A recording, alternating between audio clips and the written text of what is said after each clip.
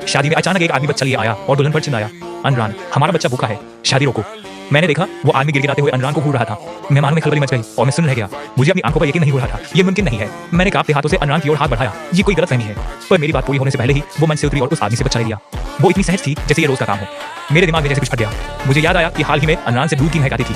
मुझे लगा नया परफ्यूम है, पर कभी नहीं सोचा था कि उसका किसी और से बच्चा है। अनरान, मुझे उम्मीद थी कि वो सफाई देगी और उसने मुड़कर देखा तो चेहरे पर सिर्फ गिलुकी और चिड़चिड़ापन था। किफिंग, मैंने सिर्फ जिम्मेदारी के लिए शादी की थी। अर्शाओ के आते ही मुझे लगा मैं सिर्फ उसी की होना चाहती हूँ। उसने घूंघट फेंक दिया और बच्चे को उस आदमी के साथ चली गए। मैं टूट गया और चिल्लाकर पूछना चाहता था कि उसने मुझे धोखा क्यों दिया और तमाशा क्यों बनाया। मैं आगे बढ़ता, उससे पहले अनरान के माता पिता दीवार बनकर खड़े हो गए। पापा, मम्मी, मैंने कहना चाहा पर उसकी मां ने टोक दिया। किफिंग, अब अनरान तुमसे शादी नहीं करना चाहती, हमें मम्मी पापा मत बुलाओ। मेरी बात नहीं अटक चेहरा पकड़ गया। मैं दंग था। क्या आप लोग ये सब पहले से जानते थे? किसी और के साथ चक्कर, जबान संभालो। अनरान की मां ने घूरा। क्या सिर्फ मर्दों को गलती का हक है? औरतें कुछ नहीं कर सकती? तुम सिर्फ रिश्ते में थे, उसे कोई और पसंद आ गया तो इसमें क्या बड़ी बात है? खुद को बेचारा मत समझो। मेरी बेटी की कंपनी बड़ी होने वाली है और तुम बस एक मामूली लड़के हो।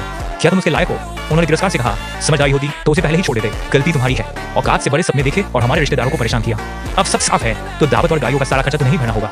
मेरा खून खौल उठा और मुट्ठियां गुस्से में भिंच गईं। अब समझा, उसे लगने लगा था कि मैं उसकी कामयाबी के लायक नहीं हूँ। पर क्या उसे नहीं पता कि उसकी कंपनी किसी बदौलत है? अगर मैं न होता तो उसकी कंपनी का वजूद तक नहीं होता। शेयर बाजार में लिस्ट होना तो बहुत दूर की बात है। मैंने इस शादी के लिए कितनी मेहनत की, उसके रिश्तेदारों को बुलाया, पर अब वे सब मेरा मजाक उड़ा रहे थे। किफिंग, अगर मर्द हो तो अनरान का पीछे छोड़ दो। इस तरह पीछे पड़े रहना तुम्हें और भी बुरा बना देगा। हम तो सिर्फ वो शाओ को दामाद मानते हैं। उम्मीद छोड़ दो। मैंने सबको देखा, वे सब जानते थे, सिर्फ मैं बेवकूफ बना रहा। मेरा दोस्त लड़ने वाला पर मैंने रोक दिया। जो सिर्फ पैसे को सब कुछ मानते हैं उन्हें समझाना